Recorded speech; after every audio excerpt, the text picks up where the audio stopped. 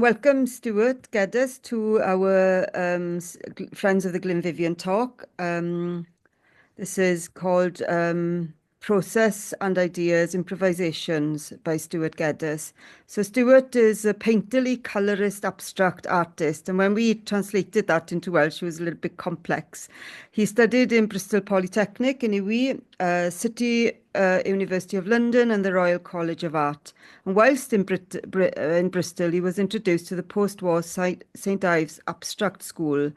During this time, Geddes visited Patrick Heron in his house Eagle's Nest and saw the collection of Peter Lanyon's paintings and drawings in the house of Lanyon's wife, Sheila, in Newlyn.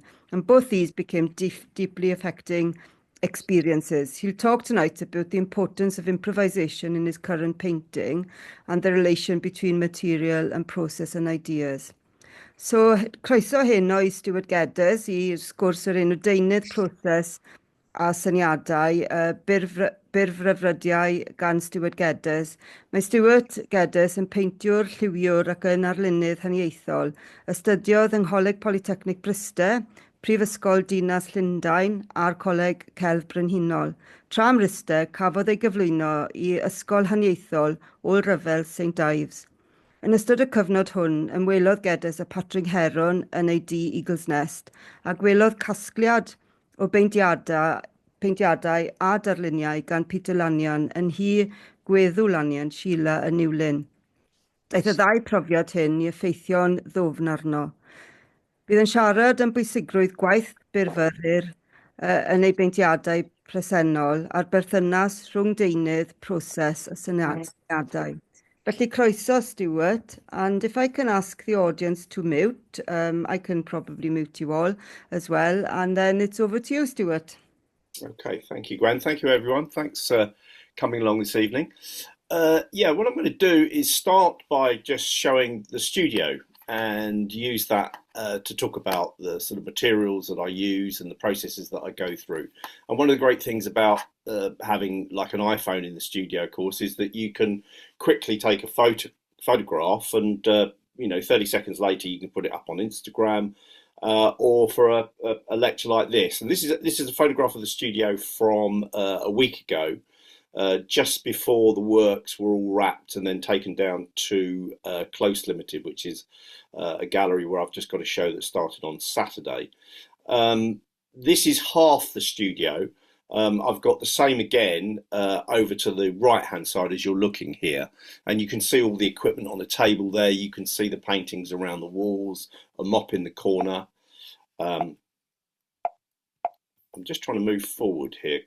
Oh yeah, there we go. It's just a bit slow.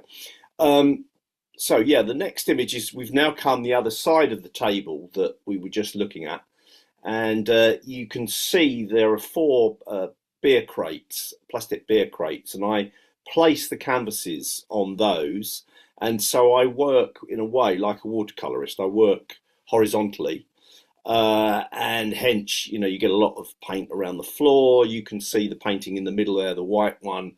Down the side you can see drips, etc., etc.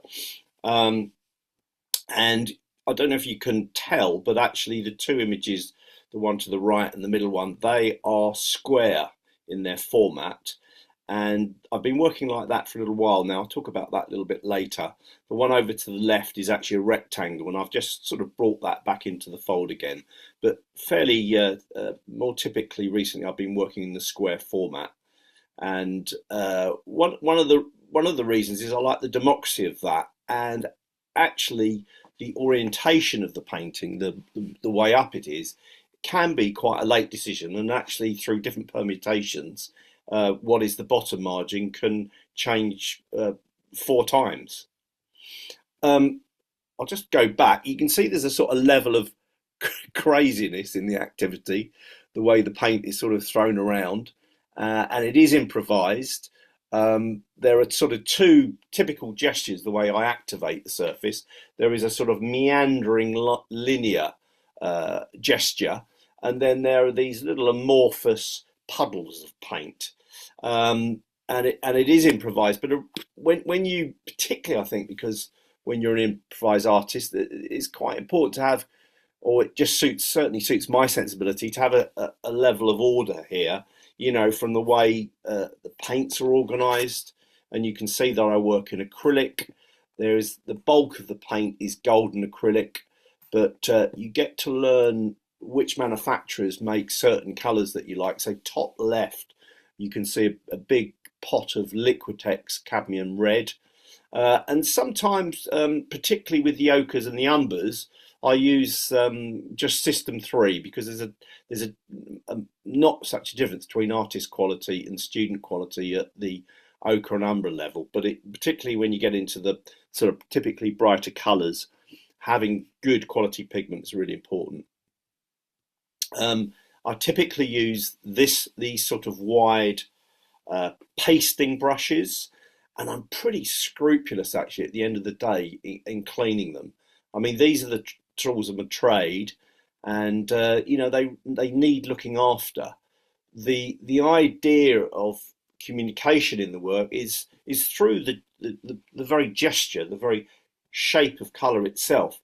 And you know, this is a tool that's been with us for millennia, and I think that to keep your brushes in good condition not only prolongs their life, but it actually assists that delicate nuance of the paint gesture registers the changes of speed and pressure and burden of paint. So it's really important that they're kept clean. And this area of the studio, the sink, is used all the time. Yes, for cleaning brushes, but also for stretching the pigment. And just a little aside, you can see here some of the sort of postcards and images that I've got. That's over to the left there. That's a sort of middle period Howard Hodgkin. The one to the right, just below, that's a fairly early Gillian Ayres, and the one that you can just see the base of it, that's Van Gogh's bedroom painting. So a lot of colourist painters are where I locate my work. So looking back now from the area of the studio where I paint to that table again, and you can see these big containers. So I mix quite large quantities of paint. The bucket over to the left there, you can see there'll be lots of water in there. And I sometimes stretch and make the paint more transparent, sometimes by adding water, but also a lot of just further acrylic medium. So that's the clear stuff that the pigment particles are suspended in. And it's pretty handy when you're mixing quite large quantities of paint to have these sort of plastic containers and lids and what have you. You can see just down the bottom there, it says matte medium on that container. So I basically use fluid acrylic paint with a matte surface to it. Yeah, one of the things that paintings don't record necessarily are the hours, the tens of hours that you sit looking, thinking. And you know, this place is what we're looking at here. We're sort of stood just in front of where a painting might be, and I'll be sat here for long periods, just reflecting, turning the paintings, looking at them in different orientations. Just over to the left there, you can see some smaller white buckets, and I don't know if you can make out, but that's there's some red cooking spatulas in one, and I use those to mix the paint in those large quantities. So I use a lot of tools that you might not necessarily think of as artist tools. I also use shower squeegees to take away the paint, like a very large palette knife. And again, depending on the pressure that you use, you either leave more or less paint and reveal what's underneath to a lesser or greater extent. So a lot of tools that you might not necessarily get in the art shop are quite important to the practice. What I'm going to do now is look at a recent painting, and this painting is in the current exhibition, and just talk you through how this painting has evolved, the sort of decision making that has taken place in its evolution. So you get a sense of the decision making. You can see here that there's this undulating gesture there. There are surfaces where I've used a shower squeegee to take paint away. There's a slightly frayed bitty quality in the lower part of the painting. That's because sometimes I cast marble dust into the wet surface, and it literally gives me a gritty surface. And I think what it does is it extends the vocabulary potential of the type of marks that I'm going to get. So this is that same painting at a very early state. One of the things that I start with, as well as these linear gestures, undulating contour against sort of smaller puddles of colour, one of the things that I decided at the beginning is, what palette am I going to use? That could get renegotiated, but to begin with, there is a proposition, and actually this painting remained throughout fairly constant. So the decision here was to make the painting a warm against cool, and it was yellow against a cool grey, and you can see how I've activated the surface in this sort of semi-playful way to begin. I use different widths of brush, so again you extend the vocabulary of the sort of marks. If the brush is less loaded, you can see a sort of earth red on the top quadrant as we're looking here, and to the right hand side you can see quite a small gesture which begins at the edge of the canvas as quite full, and then I'm just dragging it over that gritty surface, and so you get a sort of more frayed quality to the mark making. If we then come down to the right of that, and there's quite a wide band of that blue grey, and that's been dragged over a half dry, so not absolutely saturated, but near black, and you can see how I've picked up what was underneath into the new gesture. And I like to embrace those sort of chance things, particularly at the outset. So that's a fairly early stage. That's probably about the second or third go I've had at that painting. And then I decided that I wanted to change the proportion from one which is primarily a cool painting, the blue-grey being the dominant, and beginning to make the warmer element, the yellow, make that more dominant. If you just look, there's a pink shape sort of halfway up on the right hand side. It's quite blonde in this image, and you can see that same shape. So we're basically looking at that painting from the same orientation. And can you see it's just raised off the ground? That's because it's sat on those beer crates. And one of the reasons that I do that is I want to look down on the painting, and sometimes I get on a step ladder so I can really get a good plain view while I'm working. But it's also interesting to have the air circulating underneath as well, and that speeds up drying time. And acrylic paint does dry pretty quickly anyway, but particularly depending on how cold the studio is, and from now on it can get quite cold. I can come in the morning and the painting still isn't dry. So that's one of the vagaries of photography. This is actually the same state, and now it's on the wall. And the yellow is appearing a little cooler here, and actually even more transparent. So my feeling was that, yeah, there were some interesting passages here. The vocabulary of what I wanted was all there, but particularly that yellow has become quite acidic. And so I made quite a dramatic change. If you think of that pink shape I've been asking you to look, it's over on the left hand side, just underneath a little V shape of brown. Well, now we've got the painting and it's gone through 180 degrees, so that shape over on the left is now over on the right, and it's buried under a cream. That's just an off-white. And again, what I did there was to return the painting to having a dominance of a cool temperature to it, a blue-grey, and also you can see these undulating shapes of white to get that lightness back into the surface, in the anticipation that I'm going to put something back over the top, and that white underneath will help the luminosity. And this is the painting in the background. I didn't actually take a shot of it in the background, not the one that we're looking over and across. And I've just cropped the top part of it. Basically, I was trying to alleviate that acidic of that lemon yellow that I did in that previous stage. I'm using more a cadmium yellow, and I've just covered the whole area in one yellow, different densities. Sometimes it's opaque, sometimes it's transparent, and it's using the lightness of those white gestural elements, wide bands, just to lift the tonality. And here we have another phase. So you can see that the warmth of that cadmium yellow.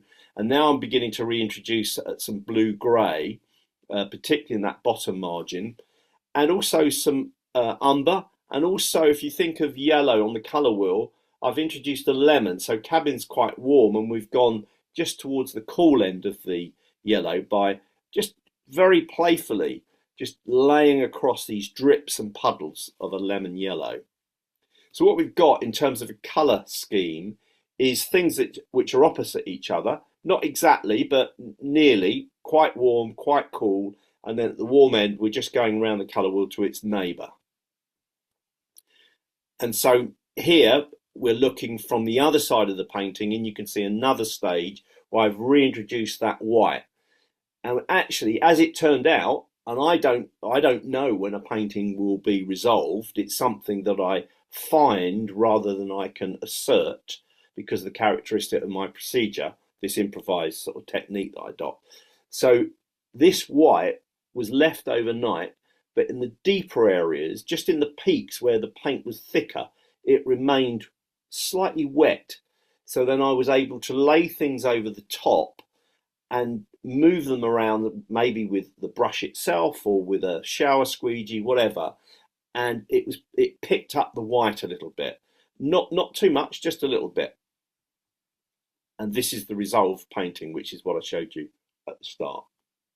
So that's typically a process that I'll go through in terms of proposition, palette proposition, particular types of gestures, first phases, and then a dialogue with the with what I've laid out to begin with, reacting to it, adjusting it, changing it, and somewhere down the line is a notion of resolution, and this was this painting. Now, just have to look at some of the surface elements some closer, where you can see the things, the density of the layering. You can see, particularly over on the right hand side there's a slightly flesh coloured white, and you can see that grit laid within it. Sometimes the umber is very deep and dark, and sometimes it's much more transparent, and also an earth red you can see there. So these are details of that finished painting. Now, bit of a shock. 25 years ago, I was making paintings like this. So this is St Pancras in London, before actually it got developed. And I think one of the things I would say that is constant with the type of painting that I make now is that I'm interested in colour relationship, and colour is, and I'll talk a little bit further about that a little bit later, but that's really important.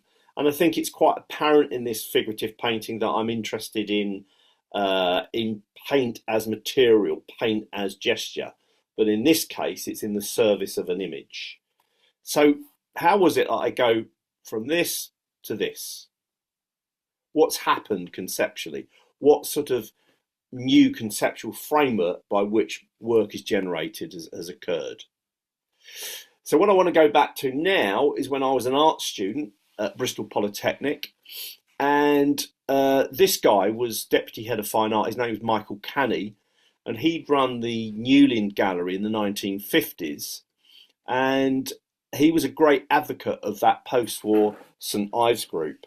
And during the course at Bristol Polytechnic, and we're talking about the early 1980s now, when the third years took over the whole art school to put up their degree show, first years were taken on a field trip. We were taken down to Cornwall, right to the tip, and we stayed in the church hall of Pendine, which is halfway between St Ives and Land's End, for 10 days. And we took our sketchbooks and drawing and painting materials, and we walked the coastal path, and we drew and painted. But we were also taken to artist houses and artist studios. And this is the house known as Eagle's Nest of Patrick Heron. For obvious reasons, it looks like a sort of eagle's eyrie.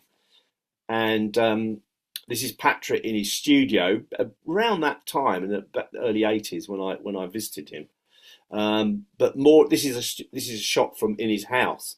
It was a fantastic house, painted white throughout, and then all these colourist paintings displayed all over the place, and odd little, very choice pieces of furniture, which was in a sort of similar aesthetic to the work. And although the house and the garden was truly amazing, with all these camellias and outcrops of rock, etc., and that influenced his work particularly early on. Although the house was fantastic, you can see the damp in the corner here. It was by no means in a good state of repair at the time, but it was fantastic. The quality of light, having Patrick show us around and talk about the evolution of his painting, to see the paintings in the flesh in this wonderful house that was so important to him was really a fantastic privilege. The other artist we were taken to see was Terry Frost, and he worked in like a scout hut at the top of his garden. So we arrived at this very modest 1930s house, taken round the back, up through the garden to his studio, and yeah, it was very a very privileged experience to go and meet these people and see their working environments. But it wasn't something that I took on in terms of my own work. It came a little bit later. So, post art school, I was making these particularly sort of colourist urban landscapes, and that this sort of painting was actually done on the spot. I would have one of those box easels or Salisbury easels. This is about 4 foot wide by just under 4 feet tall. And little tip: if you ever want to get on a rush hour underground train, just take a wet oil painting. At this time, I was working in oils, and you could just see everybody diving for cover. But yeah, this is the type of work I was making. In a way, it was more influenced by someone that Patrick Heron particularly championed, Pierre Bonnard.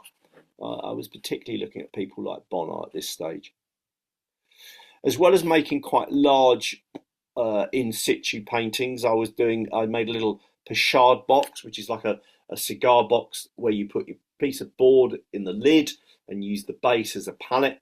This is an image from Cambridge, and I worked in this way post art school for about 12 years or more. This is an image in London, and there was a point where, and it happened over a time frame of about 18 months. I suddenly became aware, or incrementally became aware, that I was profoundly dissatisfied with this sort of painting, and I was pushing the painting process a little bit out of control, and the imagery was beginning to break down. Another thing that sort of dawned on me over this sort of 18-month window or so was that there was quite a gap between what I was talking to students about and what I was putting to operation myself. Post art school, I did the classic thing. I was teaching at art school 2 or 3 days a week, which was a fantastic privilege, again, and in support of students, which was very nourishing for my own practice, as well as a meal ticket and continue our practice. And one of the projects that I did with art students was to talk about Cubism and some of the tenets of Cubism and why it was so significant. I mean, I think it's very important to not only talk about what happens in the paintings themselves, but to think of the period in which these works were made. I think inherent in Cubist painting, you get a sense that this is painting made in a period of great upheaval. And turn of the 20th century, we have Einstein's theory of relativity being formulated, almost exact contemporary activity to Cubist painting, and Einstein exploring the idea of time not being made up of units of space, which are the same, but actually that time can stretch and contract. It's a time where human flight is beginning to develop, the development of the internal combustion engine, etc., etc. And so I think one of the things that Picasso and Braque, and this is actually a Braque, what they were exploring was the greater sort of kinetic experience that people had on a daily basis. Train journey, car journey, human flight, the petrochemical industry, etc., etc., etc. So these paintings hold within them the idea of, rather than being a fixed point in space, looking at the world emerging away from you. But actually, this painting holds the idea that we move in and around space, and we pick objects up and we see them from different angles, etc. One of the artists that Gwen mentioned at the beginning that I went to his widow's house, Sheila Lanyon, was Peter Lanyon. And after I graduated, there's quite a period when I was just painting. I was teaching, and then I went to City University and did an MA, and it was a written MA. It was about arts criticism, and the second year of a 2-year part-time course was basically taken up with a thesis, and I really wanted to revisit and look at what are called the second generation, as opposed to Ben Nicholson and Christopher Wood, the second generation of post-war St Ives artists. We've looked at Terry Frost already, and we've looked at Heron, and this is Peter Lanyon. And one of the things I hadn't fully appreciated, because stylistically Lanyon's work doesn't look anything like a Cubist painting, they're much more painterly, but actually how he was using Cubist devices in his paintings. Not only Cubist devices, but he was looking at people like Alfred Wallace, so-called naive artist. This painting by Wallace is an image of St Ives, and it's as if we're floating in the air about 30 metres above the harbour, and those little sort of oval shapes coming up from the bottom margin are actually what are called seine fishing. It's a form of fishing that you can do from a beach. And what is so fantastic is the way that Wallace here arranges objects in a hierarchy in terms of what is important to him, and also it expresses the spectator moving in and around space in terms of looking at these things. So over to the left, for example, he's quite happy to put a series of houses on their side, and it's as if he's saying, and we turn to our left and we can see these houses. And up in the top right corner, that's a representation of Gadrevi lighthouse, which is several miles out to sea. And if you stand at the side of the harbour in St Ives, you've got a horizon with this little vertical, which is the Gadrevi lighthouse. Although it's not very big, because it's this little vertical that breaks this horizon line, it's a thing that draws attention. So its presence is disproportionate to its scale. And I think it's an interesting illustration how one could begin to question the validity of perspective in terms of being a good representation of something. And because the eye isn't a passive receiver of visual data. For example, things that are in the middle distance are things that we might notice much more than things that are close to. And one of the jobs that Alfred Wallace did before he started painting in his retirement was he'd been a fisherman. So he would gone out of St Ives Harbour and gone past a Gadrevi lighthouse. So he sort of brought this thing forward. And there's a beautiful negotiation, not only between its presence and its significance, but if you imagine that if you just cover this image up, that section of the image up, cover the lighthouse, the painting is suddenly bottom left heavy. So it's actually, yes, a representation of sensation, but also taking account of the abstract organisation and the internal needs of the painting. This is by Lanyon. It's a fairly early semi-abstract Lanyon painting. This is called St Just, from I think about 1950-51.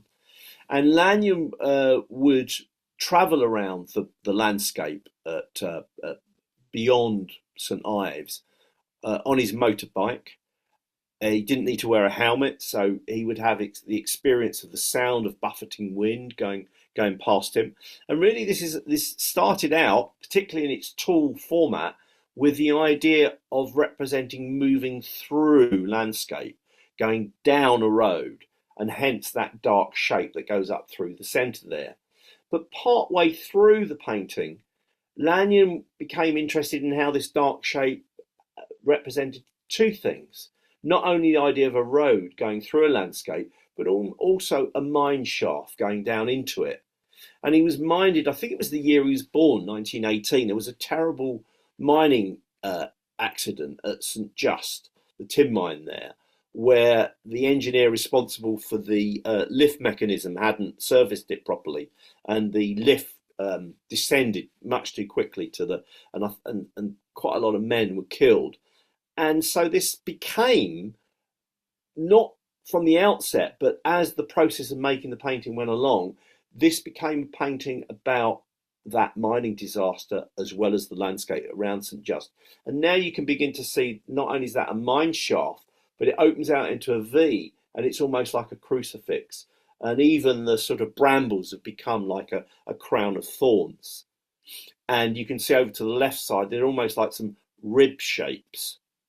And if we look at the bottom area, where the bottom of that mine shaft shape, you can see on the side, just as with the Alfred Wallace painting of St Ives, where you turn to the left, on their side is a representation of the church tower of St Just over on the left side, and on the right side, and I've turned it the right way up, is a little boat form.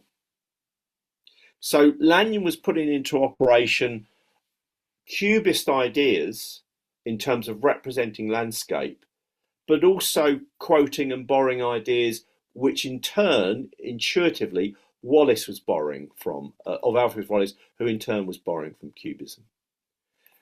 As it turned out, Lanyon died at the age of 46 in 1964 as a result of injuries suffered in a gliding accident. Great tragedy. He survived the accident for several days. Everybody thought he was going to be fine, but they only discovered when it was too late that he had a thrombosis, which killed him. And the reason he took up gliding is he wanted to experience the landscape from a new vantage point. And he was interested particularly in gliding as opposed to an engine form of flight, because he wanted to, he said a glider is this instrument that registers different atmospheric conditions. So, for example, when you want to gain height, when you've already been circling in a glider, one of the techniques is to go under a cloud, and you can practically feel like this cushion of a change of air pressure lifting you. You gain altitude.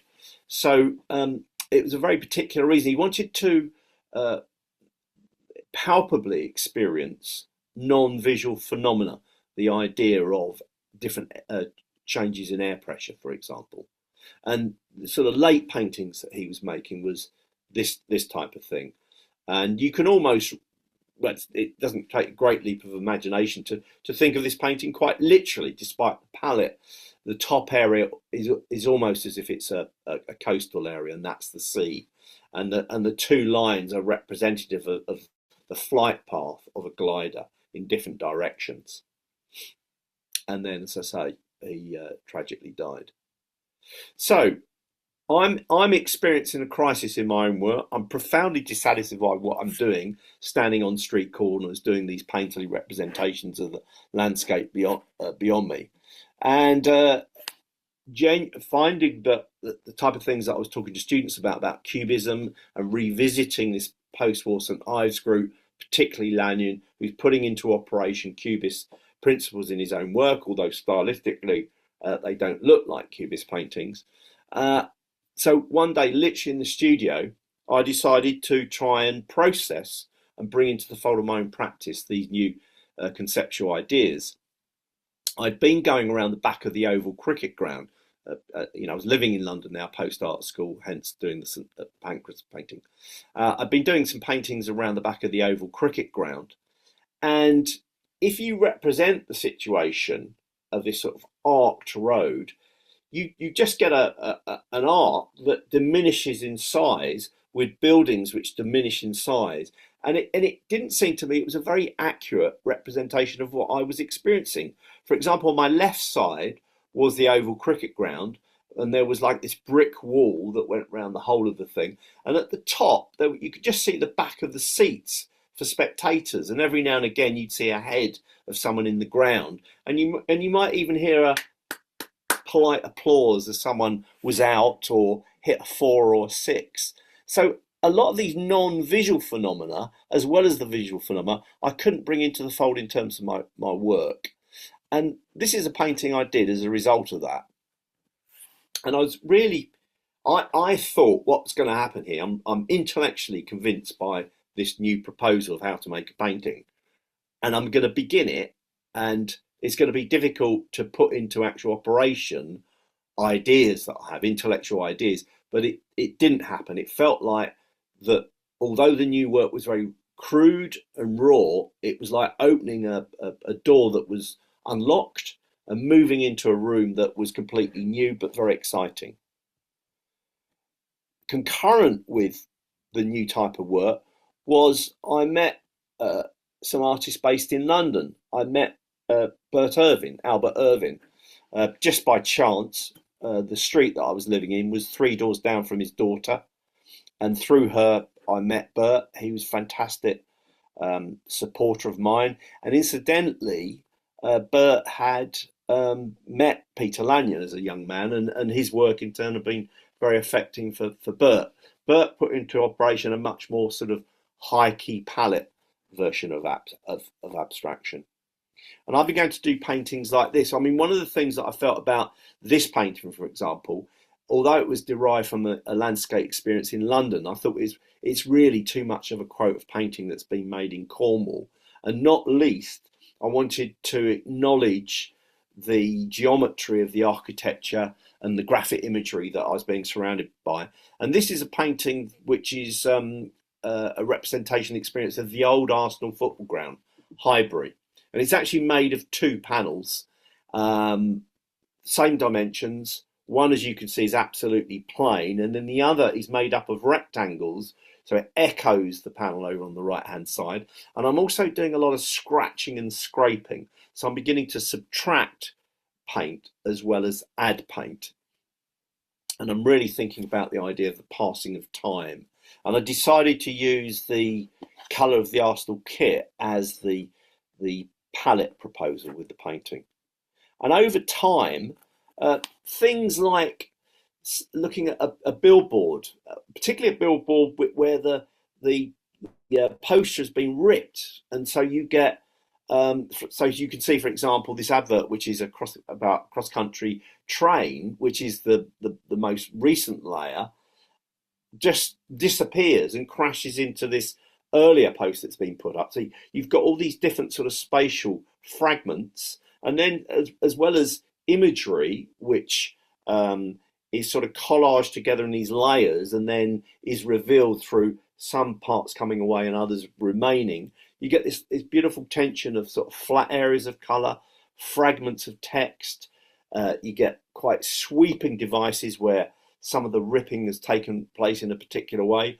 And then in the top right corner is a whole panel of that makes up the whole of the poster. This became a really important motif for me, and it seemed to me representative of the urban experience that I was having. And so I started making these much smaller panels. This is only about 20 inches wide, and it was made on a wooden panel, and I used those adverts that pushed through our letterboxes. And also, before I began the painting, I put these little curved corners. I wanted to say, in doing that, I wanted to say that this painting is a thing. It's not just an image, it is a thing made of material. And I also wanted to acknowledge health and safety cultures, little rounded corners that you get on motorway signs, for example, or the iPod aesthetic. And I basically, fairly playfully, stuck things down on a diagonal, because I think things that are set up on a diagonal have a greater sense of drama to themselves. And I found the resolution to this object through the process. So, for example, those stripes that I've added using masking tape and then carefully painting, and I got the idea of that from the little thing that was buried in the top left corner of that image, which is, I think, the kit of Brighton and Hove Albion that was on one of these adverts. And looking at the tension between square forms and diagonal forms and rectangles, and the tension of that against a circle. So in this image, I'm really trying to coordinate lots of differences. And it was around this time that I applied to the Royal College to go and study a particular group of artists and the significance of tearing and scraping and scratching at a surface. And it was the inquiry. The inquiry was looking at the day collagists as opposed to collagists, which were a French group of artists just after the Second World War. And this is an artifact that's in the Pompidou collection, which is literally ripped posters taken from the streets of Paris, placed on a canvas, and now its meaning is changed because it's placed within the space of a gallery as opposed to the street. And I was just exploring the way the new way that an object signs, the different way that it signs idea through the tearing action, and also the placement of an object which seems to be in a process of breakdown within the space of a studio or a gallery. And it began, this research project I did not only was an academic inquiry which required a tens of thousand words essay, it was a practice-led research project, and I was required to make work which represented my findings as well as the essay. And I was doing images like this. I was intrigued being on an underground one day that came out from being underground and looking at the back of billboard posters and the way that there were these lattice work structures that held the rectangle for the poster to be on the front. And so I started making these objects which were actually three-dimensional, and you can see that sort of lattice work on that panel and tearing and ripping back through it. And as well as making paintings which were aligning themselves with the academic inquiry, I was also finding paintings. I found this on the Balham High Road. It's an old leather desktop. And I think one of the things that struck me about it was it had one day obviously been a horizontal tabletop. I saw it on the street now lying on its side. So it had sort of moved, the surface of it had moved into the space of painting, which we see vertically placed on walls. And I was really, honestly, as I drove past this initially, I thought someone had chucked out a Robert Motherwell or something. I thought it was an absolutely glorious object. So I put the brakes on, opened up the boot of the car, shoved it in there. And so my exhibition at the end of my Enfield was made up of paintings that I'd made, but also these found paintings. And this is the cover to the essay that was submitted as well. So when I exited the Royal College, I then applied to Cardiff for the head of painting job, which I got, and I moved back to the Bristol area where I'd been a student at Bristol Polytechnic. Before I go on to that, I ought to say something about colour and why some of the theoretical bases to what I'm interested in.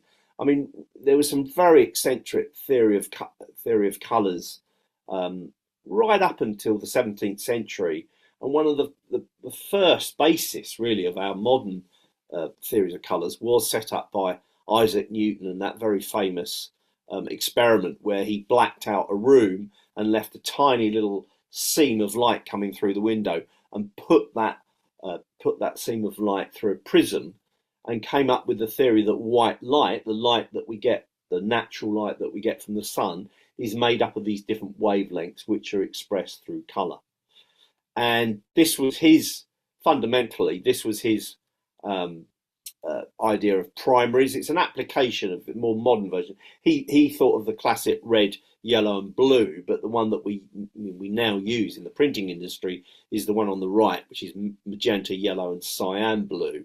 And you can get a huge range of colours from those three primaries. And as they are overlaid, increasingly you can see where two are overlaid, you get a blue, a red and a green. And when all three of them are overlaid, you get black. So there's a diminishing sense of light as you overlay. And then on the left side is the idea of primaries which we have on TV sets, for example. And actually the three primaries are green, not yellow, blue and red. But that all moved out from Newton's experiments in the 17th century.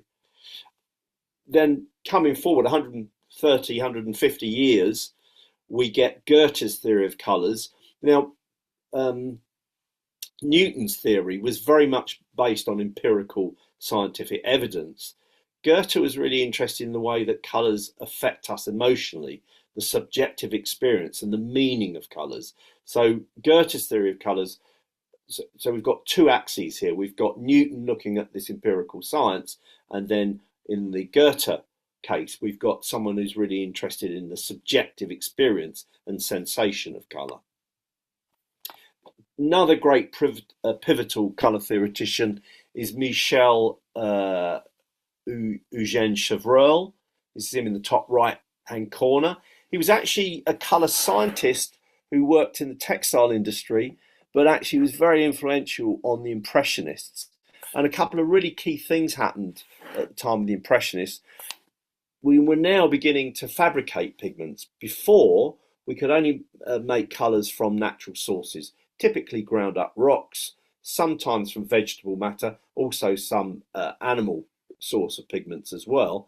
But in the 19th century, particularly in the early phase, we started to synthesize the development of this petrochemical industry. We began to make artificial pigments. So the range of colour that was now available to designers, which is obviously what Chevreul was looking at, was massively extended.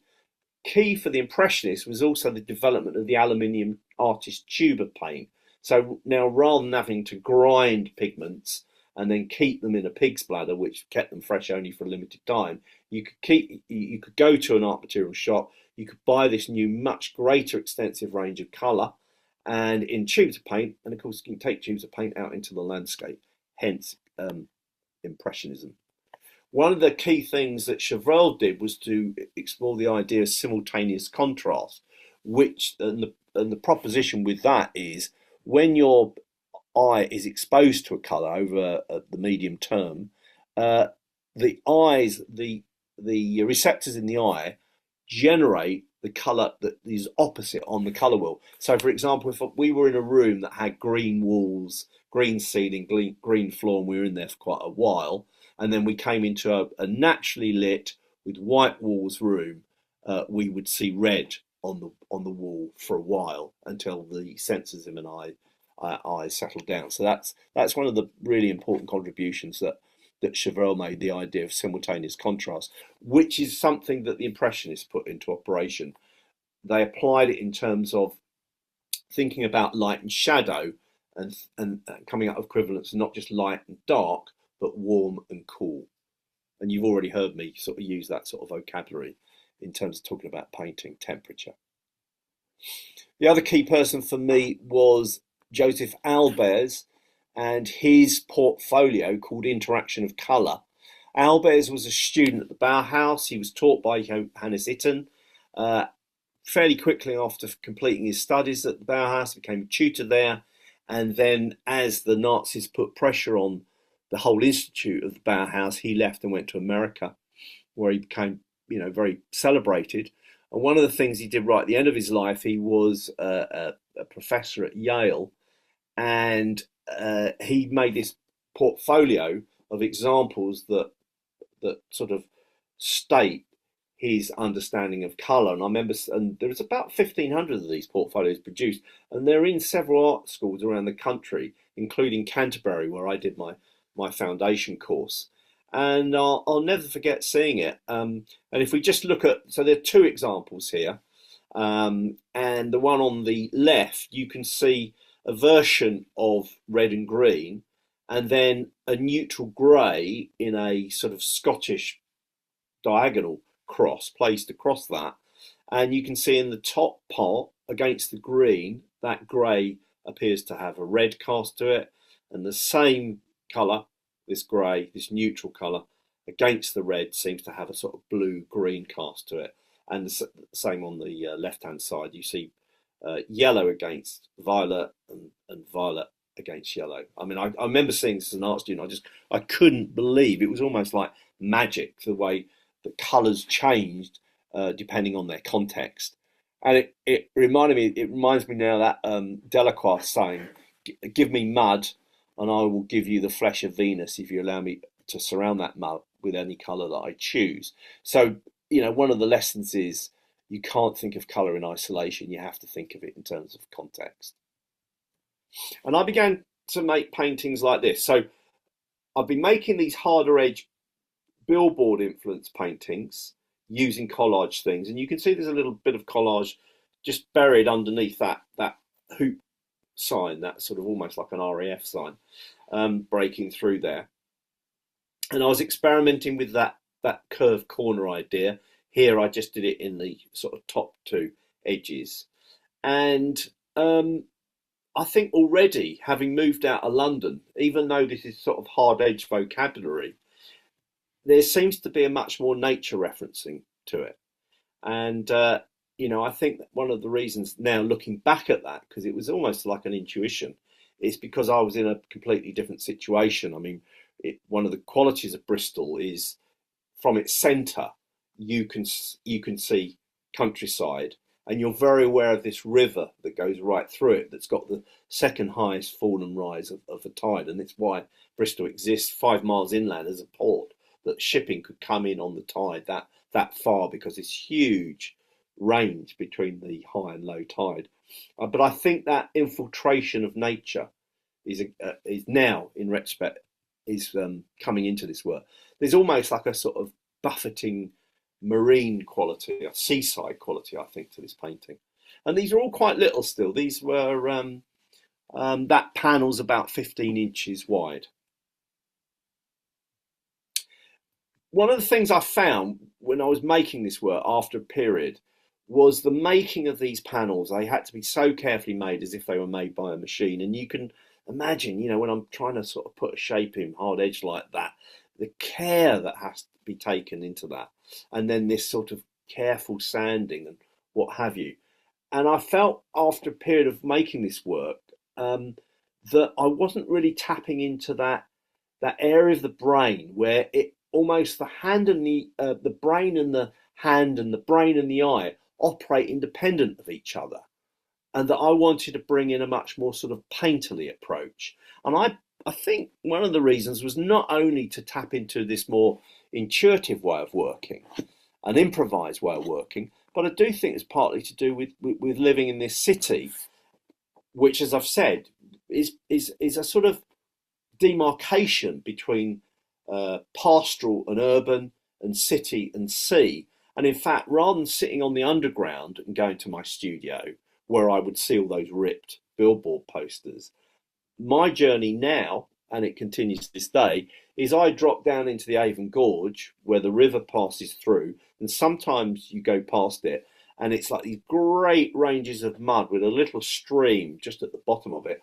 or you feel like it might just inundate the city at some point. And if you think of pigment is, its origins are mud. And so I wanted to explore paint and use paint in a much more improvised, quick, speedy way. So that enabled me to tap into areas of my brain where I didn't quite know what was going on. And it seemed valid to me. I mean, I think sometimes when I don't know what I'm doing, I come up with more inventive, more surprising ideas. I mean, one of the things, I've taught at art school 2 or 3 days a week. It supported my practice, and I was looking to increasingly do more work in the studio and less teaching.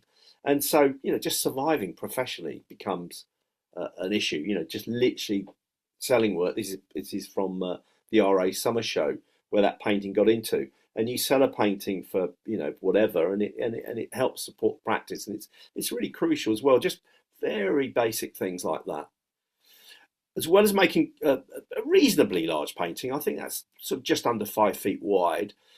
The pandemic came along, and I realised I'm now sat in the room which became my studio for a few weeks at the start of the pandemic, and this is quite a small painting, about 20 inches wide. And really had to home everything down. And I popped to the studio every now and again because I'd forgotten whatever material, and it became quite evident to me that actually the protocols at the studio were quite good. So this is what you're looking at here is the wall behind me here. I just realised when I'm setting up. So this much smaller space, and you can imagine the size of those paintings. They're not huge at all. But as I said, I would return to the studio every now and again to go and get some more equipment.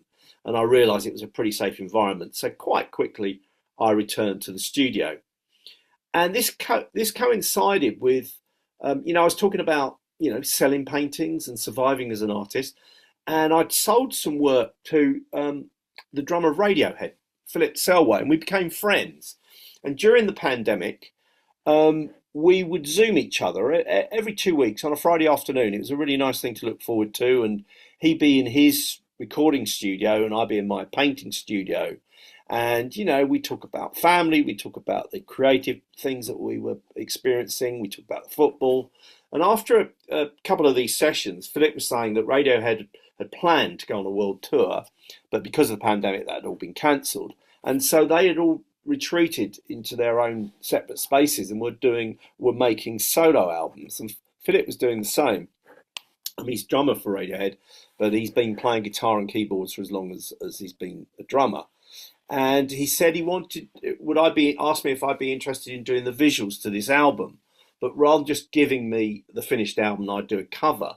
What he wanted to explore the idea of having a dialogue through his evolving songs and my evolving paintings. So it was a really interesting project. So really, I'd moved into a space where I'm making paintings that were not about anything. I was just exploring the language itself, line against a shape in a particular palette, and paint used in transparent ways and opaque ways with abrupt edges or diffused edges. But it's quite interesting to think, right, I want to apply that linguistic framework to addressing a non-visual idea, which were the songs that Philip was writing. And so in the end, as you can see here, there were 4 paintings we used. There was the cover for the new songs. There was a cover for some film scores and music he'd written for ballet. And then there was a box set, and then we did a limited edition of another painting. There were 4 paintings we used. And he was a fantastic guy to have as a collaborator. He wasn't bombastic, and it was very much a dialogue between us. When the work and the album were launched, we had a sort of launch exhibition and performance. And just coming back a little bit, I mean, these were some of the early ideas, and this is where the square format came. I didn't have to start making square paintings because I could have done a rectangle painting and we would have just used a detail of it. But I was really interested in the potential of maybe using the whole painting as an album cover. And early on, as well as reacting to the songs themselves and what I felt were the condition of the songs, the sort of psychological condition, what they were exploring, I was also playing the panel on the left here. I was just exploring the idea of that mud which is in the Avon, and I knew that Philip, I think his family had origins here, and he had a great affection for Bristol. So it was really just beginning to play around with my view of our relationship and looking at that mud colour as representative of Bristol, and Philip would often wear this sort of pink T-shirt, and so that became a playful beginning to entering this project that was starting up. And one of the things partway through the project that I did was I went over to the recording studio. I haven't been in a recording studio before. Been in lots of artist studios, but they're completely different environments. They're quite often quite small. There's lots of wood lagging for soundproofing. In one room here, there was lots of, as you can see, all these sort of level, sort of, I don't know what you call it, these sort of technological recording instruments. And then next door was the room, again very small, not much bigger than the room that I'm in here, for recording instrument. One of the things I noticed, as well as the sort of all this wood paneling, which was soundproofing, and I've seen it in photographs of recording studios, lots of these sort of North African or Persian rugs, which often are a very warm palette. And so one of the paintings, which was not so much about what I judged that the songs were about, but actually about that experience of being in the recording studio, the tangling of wires, this quite enclosed environment. One or two of the people, there's that pink in the top corner again, which is signing Philip, and there was also a woman who was in the studio, had this very bright red hair. So the palette, and using this warm palette to acknowledge the wood panelling and these North African rugs and what have you. So very, very playfully just taking motifs and then being within the painting in terms of the colour, and wanting to create quite a dense environment that acknowledged these confined spaces and all this sort of tangling of wire, as well as some of the individuals that are present in those rooms. This painting was much more reacting to one of the particular songs, as was this. And all of these three, that was the cover to the... can you see also at the bottom margin there, just some of those drips down the side of the painting? I'll talk about that in a second. You can see it in that. And that became the cover to the new songs. And then there was a painting that I hadn't intended to be about the project. And I just playfully one afternoon put some black over these and then started to take it away. And I suddenly thought, yeah, I think there are qualities about this. There's a hint of a disc in the bottom. I began to think that despite my intention, it actually was immersed in the project. And so we used that as a sort of limited edition giclée print. And I also used that as a sort of advertising video. So a really interesting project. And you can see the drips here on the right-hand side of that painting, because that was the box set, and we actually used these drips on the side of the box. And that was the complete set. And then there was this launch exhibition. You can see the actual paintings over on the right-hand side. So there are 3 square paintings, and there's that smaller rectangle. And then there are other paintings that were made at that time. And on the night, Philip rearranged the songs for a string quartet and a percussionist and himself and guitar and keyboards. And it was a huge success. So there was another album that was made, which was a recording of those particular versions. And this was also used for that particular album. Yeah, I just thought it was interesting maybe to see, this is it in the studio, just having been made. You can see how wet the paint is. Just talk quickly now, we're getting toward the end, how I title my paintings. Well, I don't think of them as titles. I think of them as names. And what I do is when I've done a painting, I sit down and I think, well, what does this remind me of? And you can see there on the top of this scrap of paper, I've written Nut and Chalk English Palette. And then I take the letters and I reverse them. So the E at the end goes to the beginning. There's the double T and the E and L. So I reverse everything into one long sort of gobbledygook word. And out of that, I extract a new sound and a new graphic representation. And then I check that word doesn't mean anything. And not just in English, but maybe something obscene in Romanian, that it doesn't mean anything. And that becomes the name of the painting. One of the reasons I wanted to develop a sort of semi-purposeful, semi-playful technique of naming the paintings that echoed that semi-playful, semi-purposeful way that the paintings were made. And, I think Untitled 1 to 20 is a bit too austere, so that's why I wanted to assign them a name, but I don't want to lead the viewer to think, oh, that's what it's about. I just want it to now have something that it's assigned and it's called, not Untitled 15, and yet it doesn't lead the viewer to say it's about this particular thing. I mean, this is a catalogue. This is a page from the catalogue of the exhibition that just started on Saturday. If you take the P at the beginning of that word, Teo Saki, and you put it on the end, you can see the word Picasso in reverse. That painting was engendered by looking at Picasso's variations on Manet's Le Déjeuner sur l'herbe, and I was really interested in that dank palette that he was using and that sort of enclosed space, which is in the original Manet and also in Picasso's variations. So now I'm just going to show you some really recent painting, and these works. I'm not going to show you the evolution. You know the background of how they might be arrived at. So I decide on a palette. I activate the surface with fundamentally 2 gestures: an undulating sometimes quite narrow, sometimes quite wide band. Against that are placed these sort of little puddles of colour. They quite often end up being little hotspots of colour, so that this painting, its major proportion is a warm white against blues, and then there are these other little hotspots of much more highly saturated colour. And then having made that initial statement, somewhere down the line, this dialogue is developed, and there'll be a sense that this is now resolved. This process, but a painting being finished is I actually don't think it's straightforward for any artist, but I think this type of painting particularly lays bare that issue of when something's resolved or complete or finished.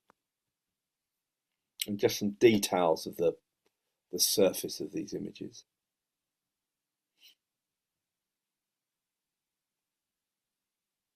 This painting, that umber and black that cover the major part of that, was quite a late development, and so suddenly it became this thing of these lighter flashes against a primarily quite dark image, and then those sweeps. There was a red, a buried red, and I just wanted to get back to that sort of luminosity, and that was where one of those places where I used I've got these different wide widths.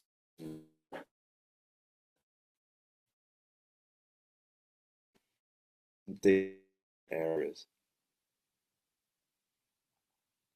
Although I would maintain these paintings are autonomous. And what I mean by that is that I'm not attempting to make them about a specific experience beyond the studio. I think they do have a relationship with elements beyond the studio.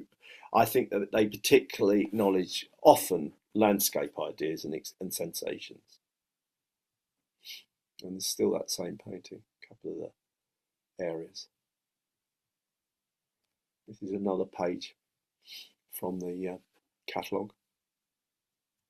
Here I was working quite a lot wet into wet, so I put this cool white down, and then it half dried, and then I sort of painted into it with these bands of ultramarine blue mixed with a little bit of white.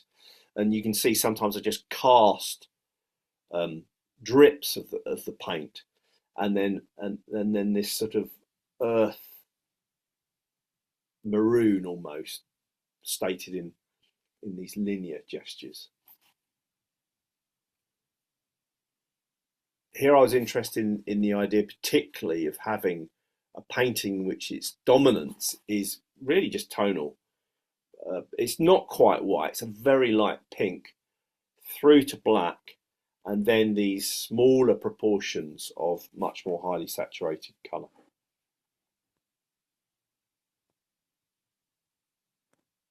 This has a much more all over red pink cast to it. And this is a couple of details in that painting.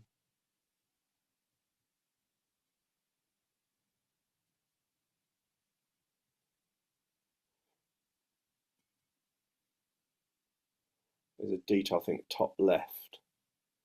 So, this painting weighs quite a lot now, because sometimes they resolve, more quickly than others. This is one that went through all sorts of permutations before I decided that it was resolved.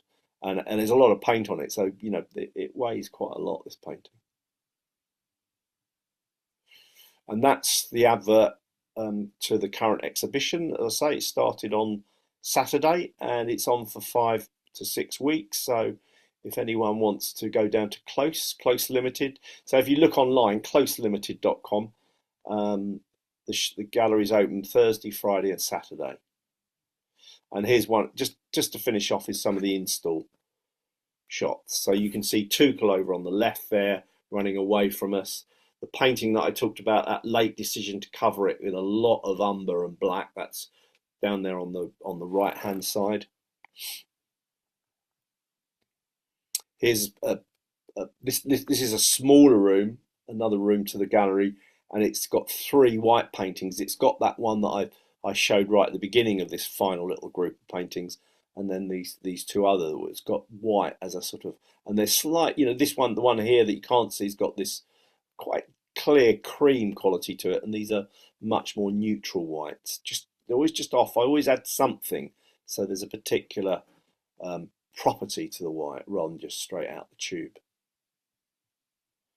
And then finally, this is the main gallery, and you can see that painting we've looked at where I talked about it being practically from black to white and greys in between, and then these smaller proportions of more highly saturated colour.